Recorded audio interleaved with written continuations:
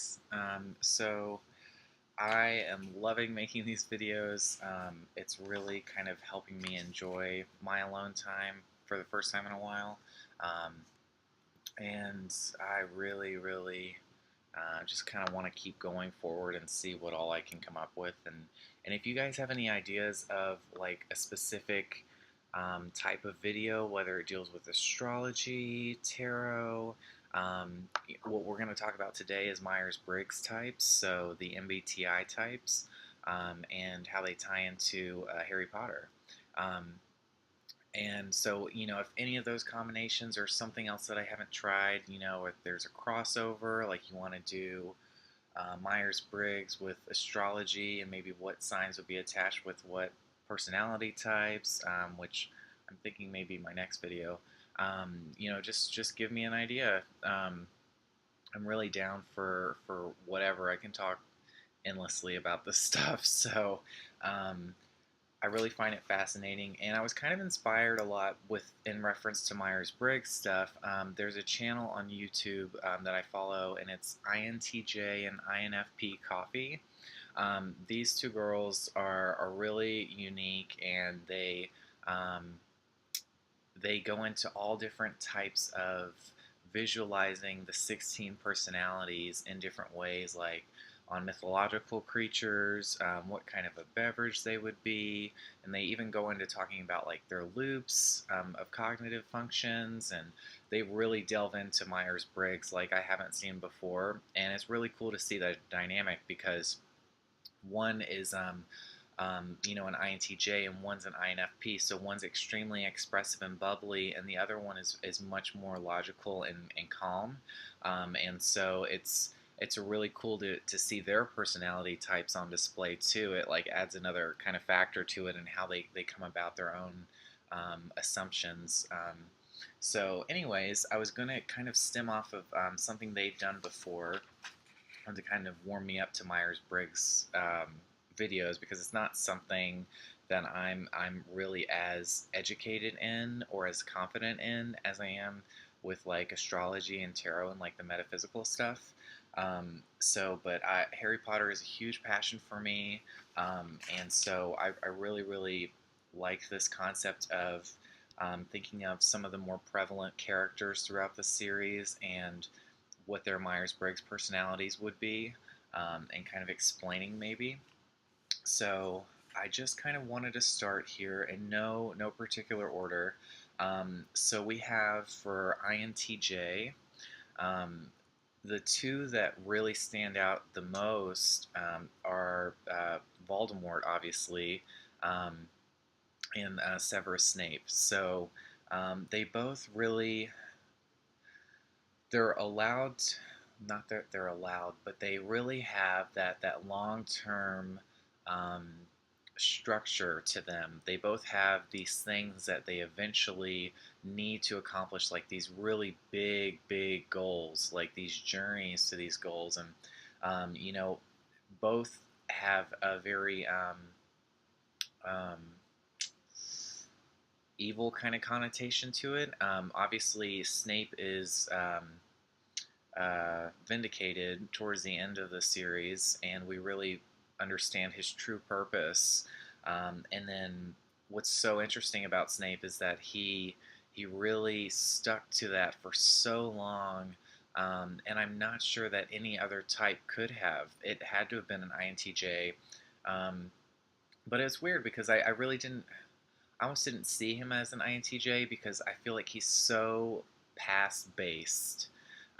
He's always clinging to the past and how things could have been with him and Lily, and kind of like the traumas he endured going to Hogwarts when he was a youth and holding all that grudge, and and kind of channeling that for him. But he still ended up being like the best hero in the series, which is so amazing of a feat to realize after all of that.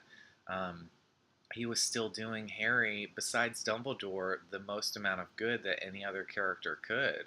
Um, and in my opinion, there were definitely a lot of people looking out for Harry, but Snape really had his work cut out for him, and he stuck to it, despite how he really just didn't like this boy that resembled so closely the man that stole his love away. Um, yeah, so INTJ, really long term structure. They can kind of be thought of as like the mastermind, or like the evil genius in a way. That Voldemort definitely fits that archetype. And he, um, I think both of them too, when you look at them in society, they don't really function so well. They're not really people. They really need to kind of be on their own, um, perusing their mind and their concepts and where they want to get in life. And I personally know at least two INTJs, and yeah, they both really struggle, kind of being social in a way. Like they can have little, they're very witty, so they can have like very fun things that kind of engage people and entertain people. They both have penchants for humor, so that brings it out. But when it kind of like when you engage into the feeling and the emotions and something that's a little more relatable and humanistic, they really kind of clam up, and they don't really know how to tend to that in a way. And so it's a little it becomes a little awkward for them. And so especially with Voldemort, I mean, he doesn't function like a normal person.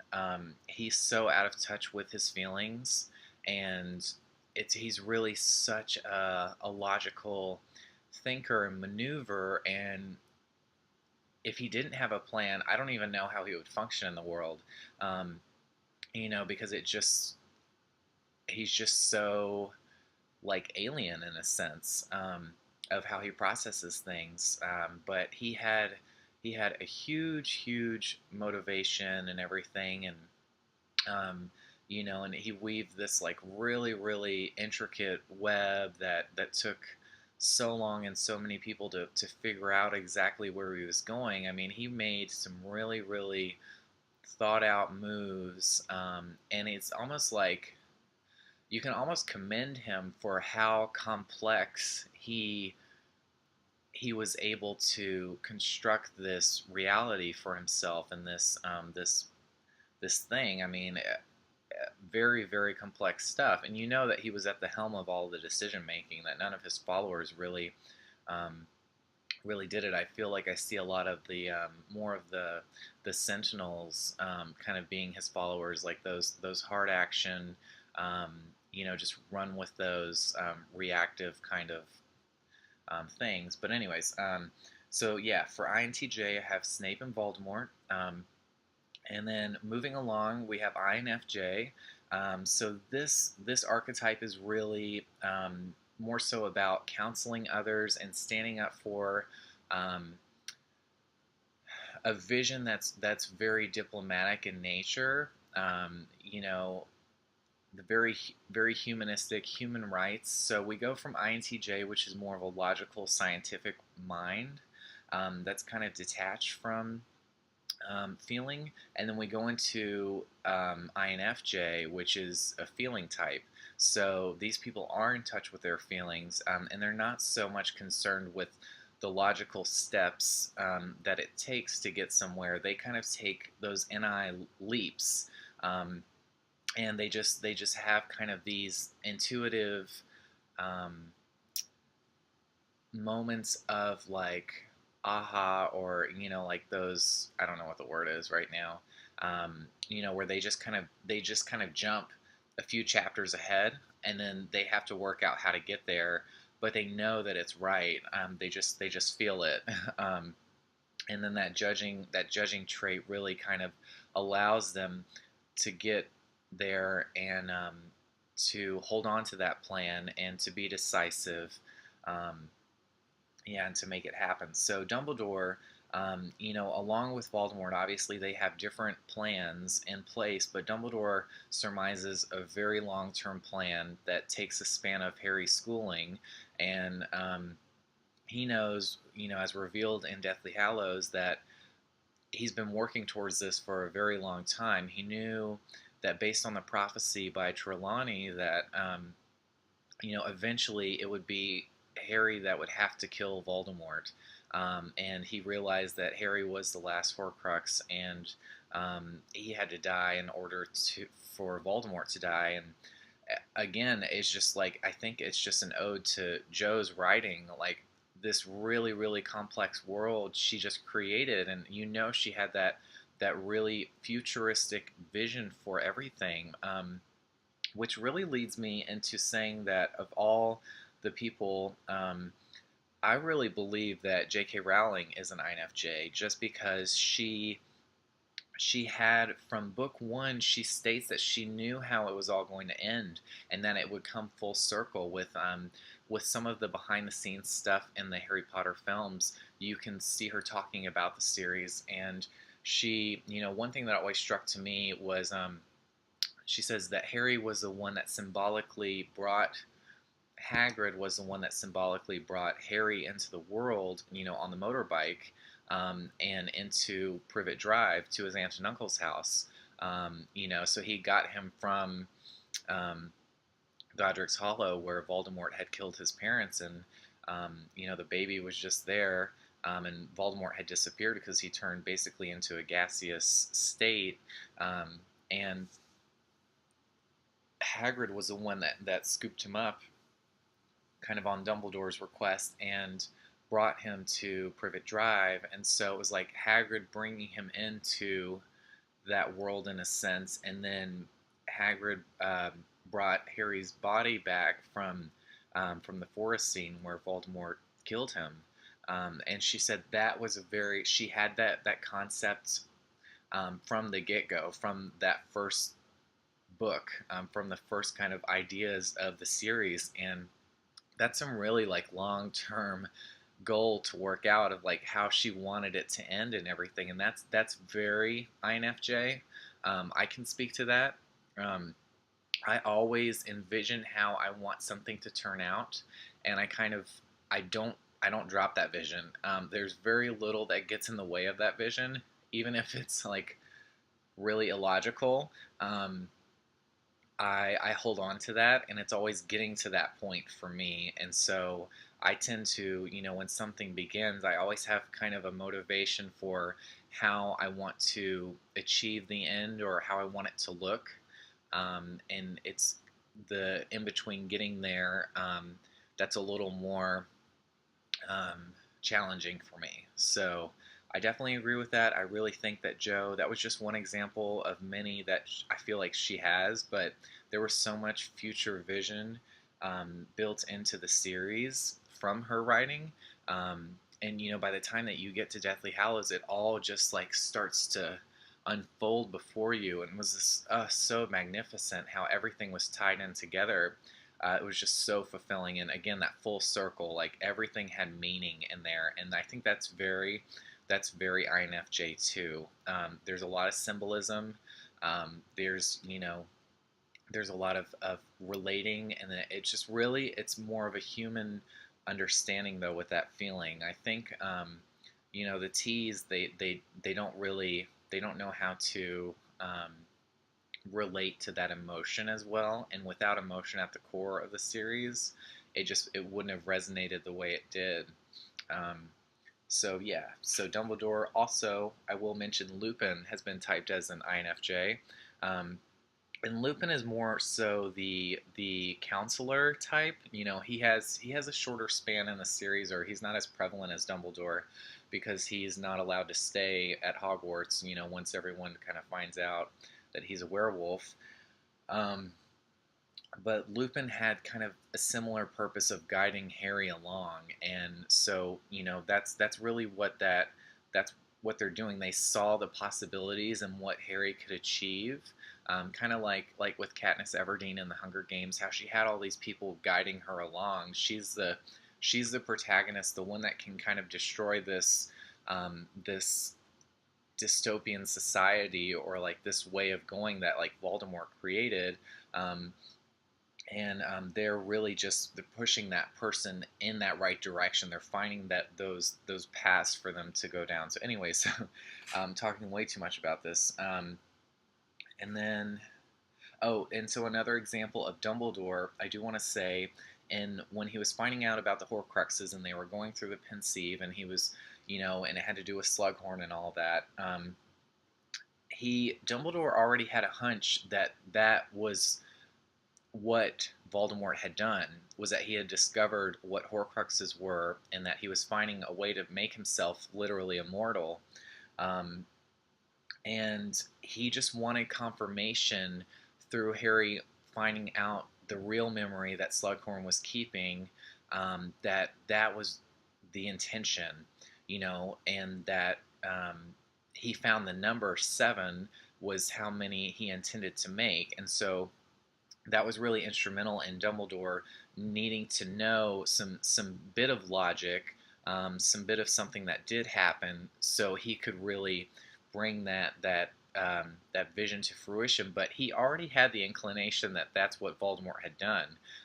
That was pretty easy for me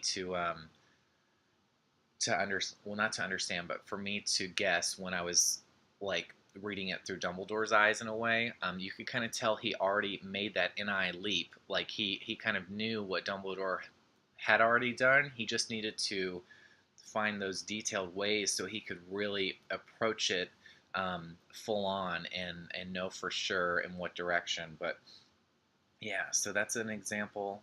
So let's move on again in no random order. ISTJ. So Hermione really wins the cake for this one.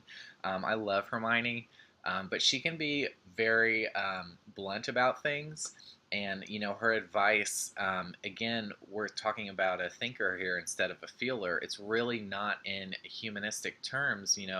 The way she'll just kind of jump out with like some really hard truths to Harry and Ron, especially in the books more so. Is just like, oh, it's very polarizing, and I think she does have a sense of impatience, and it's because she's so determined, and she really just doesn't like things to come in her way when she needs to accomplish so much at the end of the day. Um, and she's surrounded by two people that just aren't motivated in a essential way. They don't really care about putting in the hard work for school and making good grades and being responsible, and they're just a bunch of doofuses, that are just kind of acting out and um, just growing into themselves in a way that adolescents can just be so like impractical in a way. So she's so driven, and it really challenges her throughout the series to find a way that it doesn't bother her so much. And I'm not sure that she ever does find that way, because that STJ is really about repetition and structure. And I think for her personality type to exist, she doesn't really factor in change so much. So she's not really looking to change herself. She's just kind of going in a forward direction by doing more and more in a way. But I don't feel like she really has the capacity to um, change the way she perceives the world or change the way she approaches Harry and Ron. And also, it wouldn't be as entertaining if she did. So, because it's because of that friction, especially between her and Ron, that give us kind of that needed playful banter, especially in the books and stuff, because it's so irritating. They're so like polar opposite. Um, but anyways, Hermione is the one of the trio that I wanted to point out in this, just because she was the one ISTJ that really stands out. And another example, for Game of Thrones fans, Ned Stark. So he didn't know how to operate in this world when he went to King's Landing, and um, it was all about lies and deception and all that. And ISTJs are very very truthful people. They may be abrasive in the way that they tell those truths, but he stick to his guns, he stayed loyal, and it got him killed. So again, that kind of ties into she wasn't really adaptable. I think that's what's missing here, is that they're not really adaptable. They're going to stay true to themselves, even if it means death, or if it means a setback, or means that it's going to take longer to get what they want. Um, so they're not compromising people, but they can definitely be commended because of how um, dedicated they are and of how truthful they are. And they're very hard workers too. So obviously we see that with Hermione. Um, so anyway, so moving along to, I have ISTP. So this one I don't have a lot to say about, but I wanted to find, I was like, I bet there's an ISTP somewhere in Harry Potter, and I'm like, okay. So they're really, really thought of to be as like the people that kind of take apart things. And who else would this be other than Arthur Weasley? Okay, like he really was so fascinated with Muggle objects that he even had this like storage shed of like all these knickknacks that he took apart to kind of understand their functions and everything. And he was a very, very eccentric thinker in that way. And he really, really just he was very curious about kind of like how the mechanics of things worked, and especially in a non-magical world, like, so they have that interest, they have that curiosity, um, but he kind of doesn't really adapt to the kind of parental role that Molly wears so well. And like an example of this is in Chamber of Secrets, when they're at the table and Molly was getting on to them about flying the car to get Harry and everything, and then Arthur just kind of jumps in there, and he's so excited at the prospect of them using that invention, and how did it go and everything, and he's just kind of like tapped into like a more youthful personality of himself. And so he really didn't approach that situation with, no, that was really wrong of you guys. So many bad things could have happened, and in that parental dynamic that Molly was trying to convey, and she got so upset, that she wasn't really supported in that sense, and so he had to kind of backscale, and he's like, yes, yes, boys, that was very wrong indeed, and so I think that's really cool that the ISTPs just kind of like jump for it with that excitement. And they're not really so concerned on being what's most expected, or what's yeah, they're very unexpected in a way. Another good example of that is Elizabeth Salander. I always think of her when I think of this one, like riding the motorcycle, the huge hair, and she's just a very private person.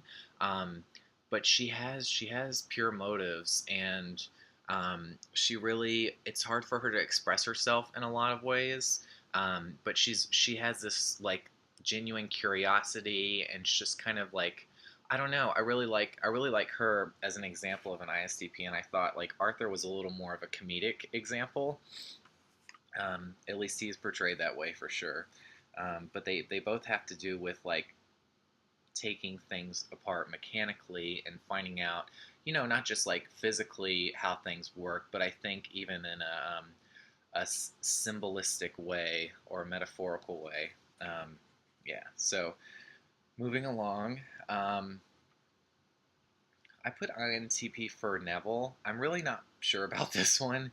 Um, and you guys may have to give me some feedback on that one, because I know Neville eventually becomes a professor, and it says this was a really big one for professors, and I think Neville is a little more logical, just because he really loves studying herbology and finding out like factual information and stuff like that.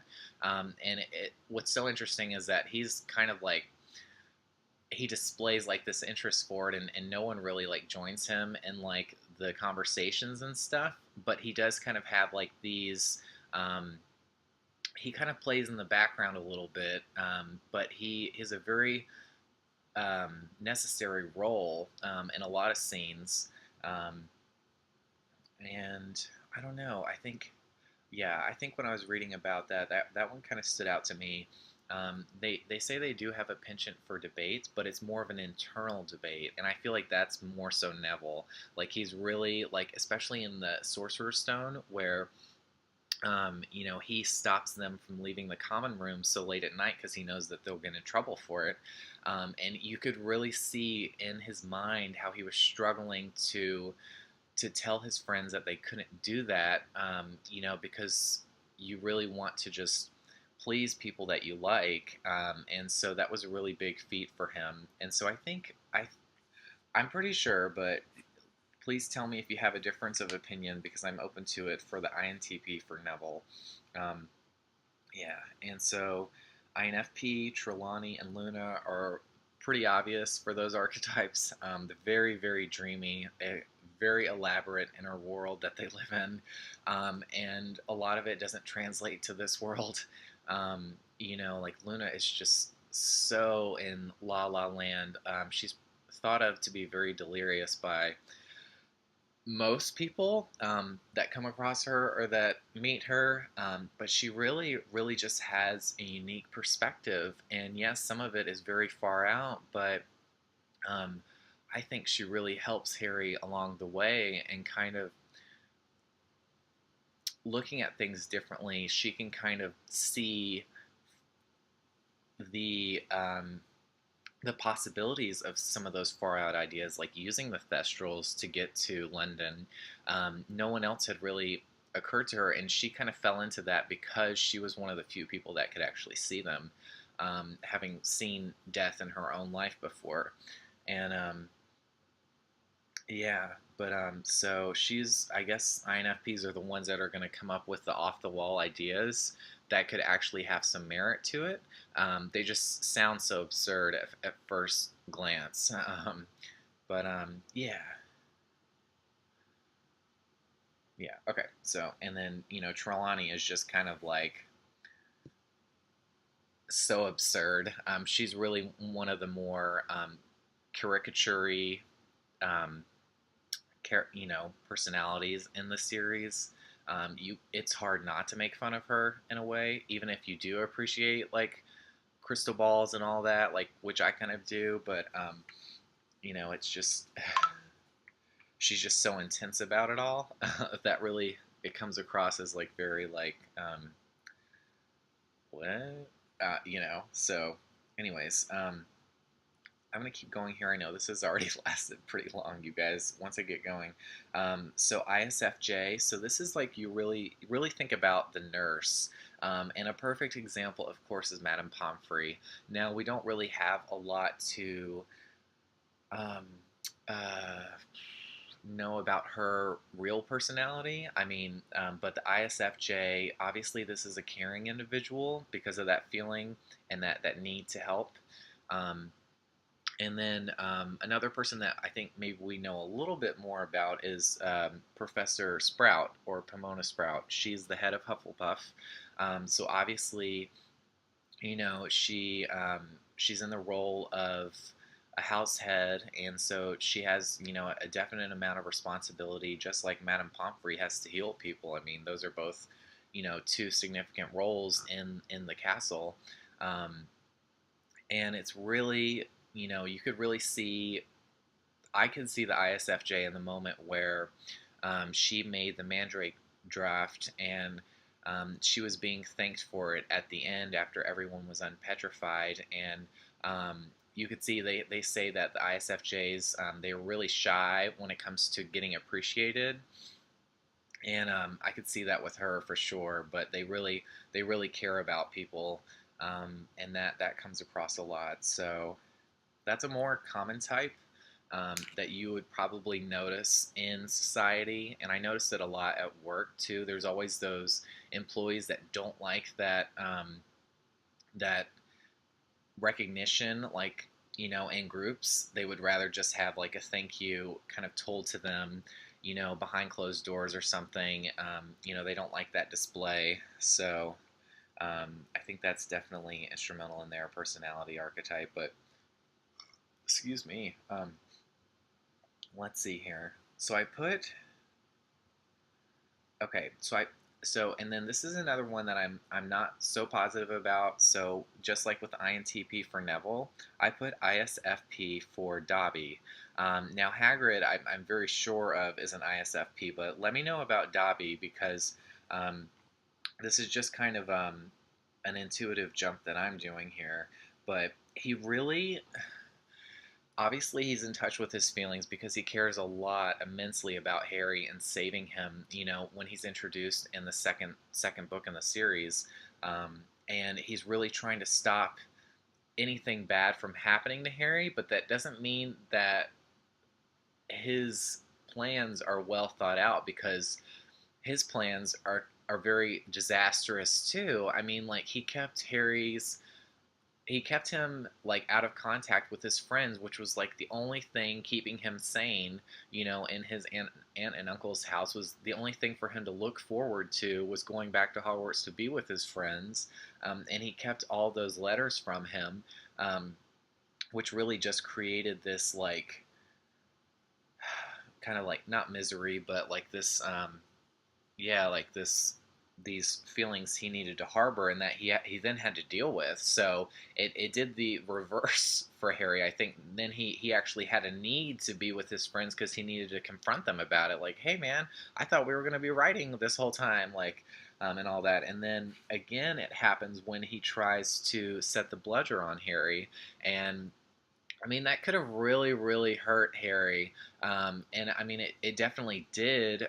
It did to his arm, and then, Lockhart steps in and doesn't save the day. Um, we'll get into him because I've typed him too, but he has these things that aren't well thought out of. So when I say that they aren't well thought out, like, he doesn't have that intuition, and so I think that is relatable to the IS. That he's more of like a quick solution, or like, putting a band-aid on, God, what's the phrase? Um,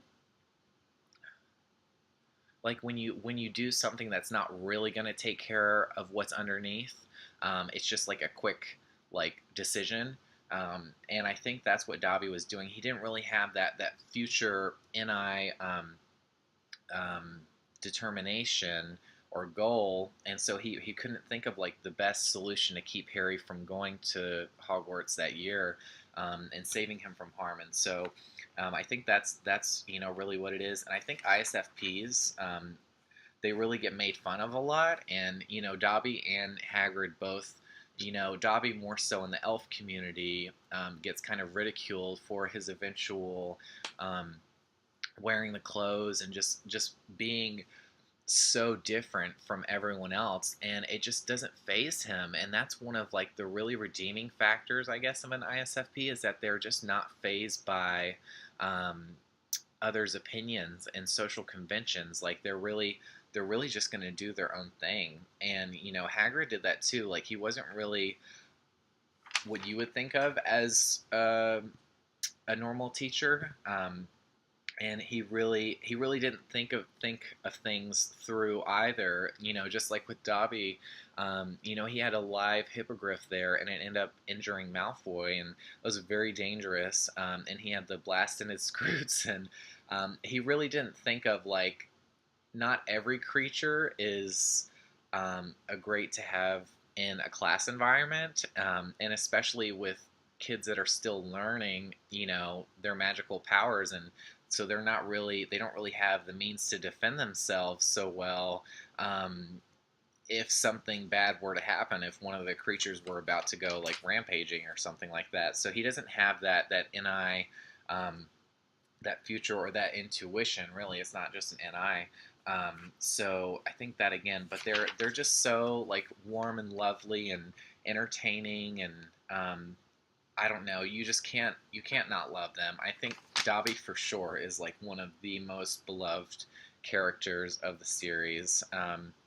Yeah, and tying into another loved type, so we have the ENFPs. So the I really just can't see any of them standing out as ENFPs. The only one that comes to mind really is Flitwick, and like Sprout, they're kind of two of the heads of houses that we really don't get to know too much about.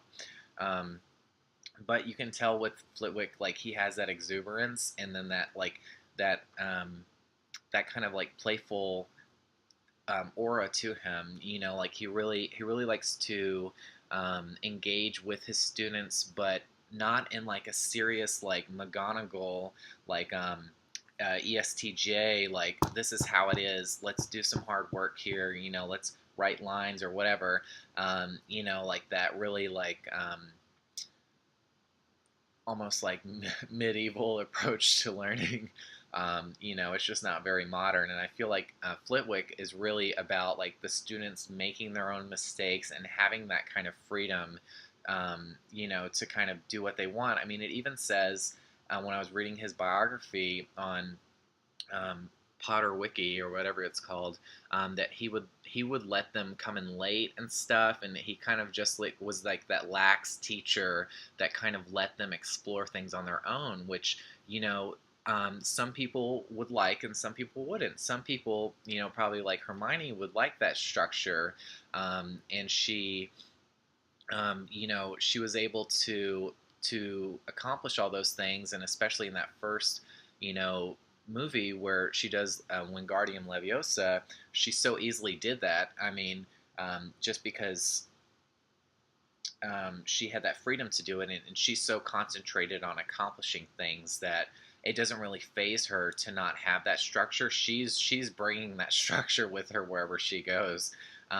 But for other people, maybe they didn't learn quite as quickly or things because he was so lax. But I think it was just because the ENFP archetype is really about harmony and kind of people pleasing more so than others. And so they really, just want people to learn and to be in their own way, in their own unique way of expressing themselves. And so I think that was pretty prevalent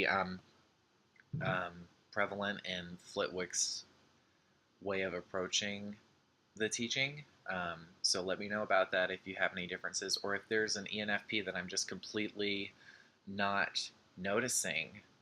Um, yeah. So okay, and then Hagrid. Yeah, we talked about him. Lockhart, the ESFP. Uh, I'm not even going to talk about it, but it's pretty understandable that he's in the SFP.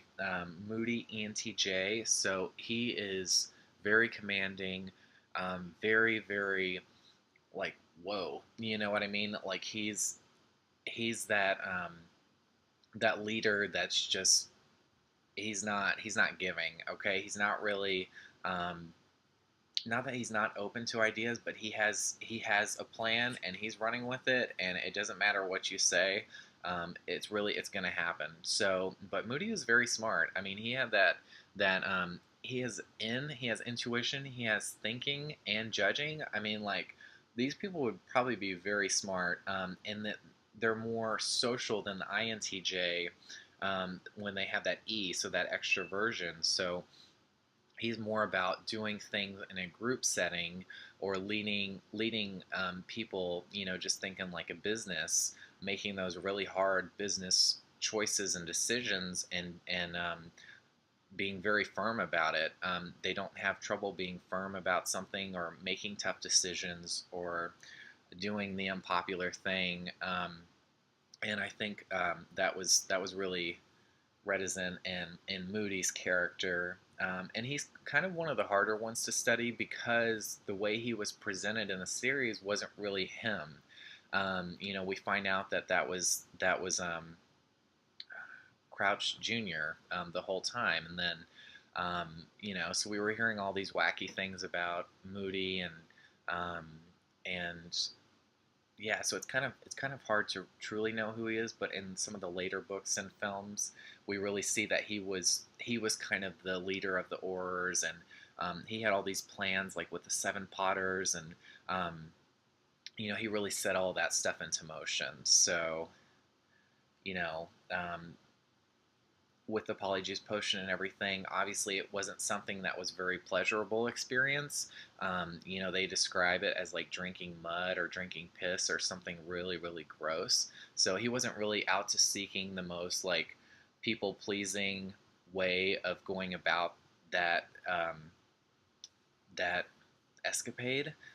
It was really doing what was necessary, and so I think maybe that's the ENTJ thing. It's just doing what needs to be done, but not really needing to find like the most diplomatic way of doing it. So he's that one. ESTJ, Umbridge McGonagall.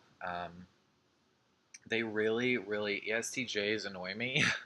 um, they're so hell bent on tradition and rules and structure that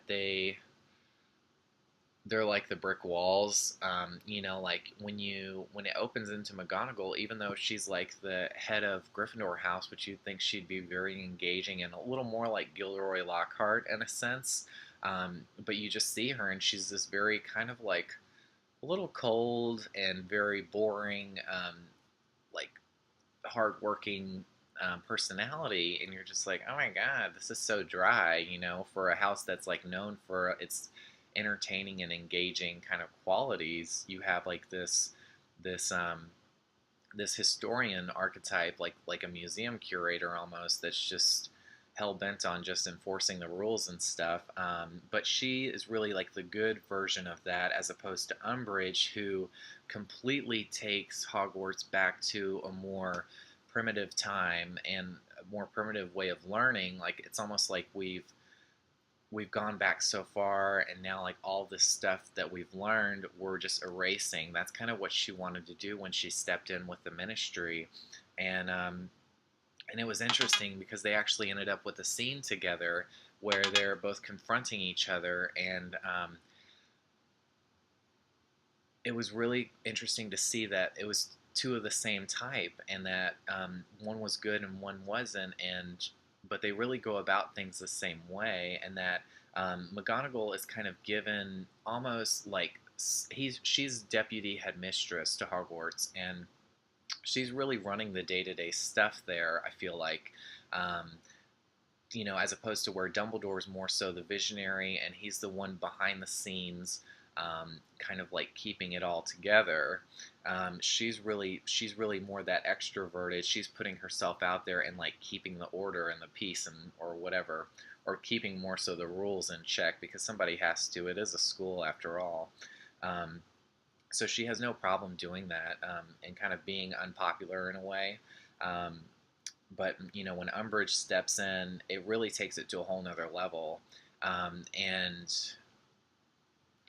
we learned that the Ministry's lines of thinking in that time are just not in tandem with where Hogwarts is going, and the way of teaching. It doesn't feel like when the Ministry taps in like they're learning anything now, which was kind of Fudge's point to begin with. So yeah, but it was really cool to see that scene when they're on the stairs and they're both confronting each other, and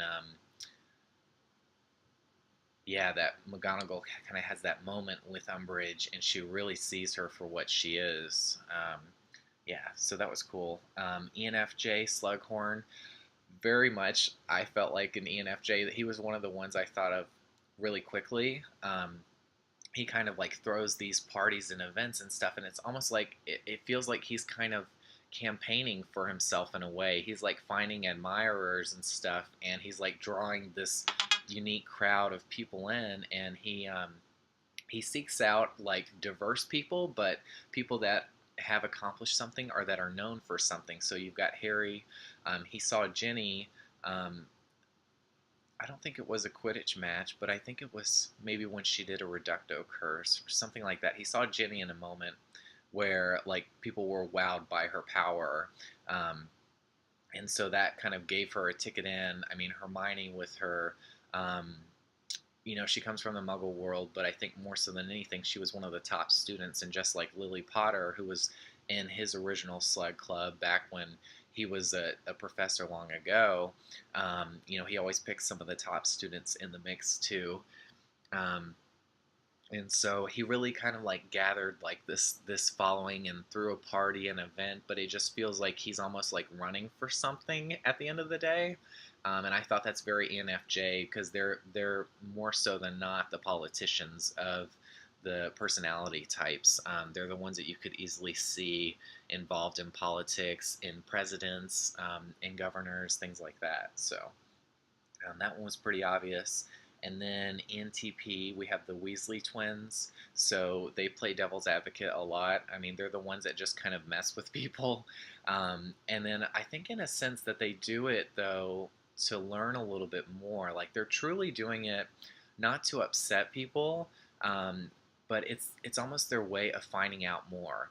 Like they have to poke to find like where the air or what's seeping out. You know what I mean? They kind of have to prod a little bit, but they definitely can be the comedic relief in the series. So that was some of the ones that stood out to me. Let me know what you guys think. If you have a different interpretation, or if there's some obvious ones that I left out. I didn't put in Harry and Ron, and some of the other ones, just because I felt like this was more so a variety. So, anyways, hope you guys enjoyed this. Hope you guys enjoyed this, and then hopefully I can do some more Myers-Briggs.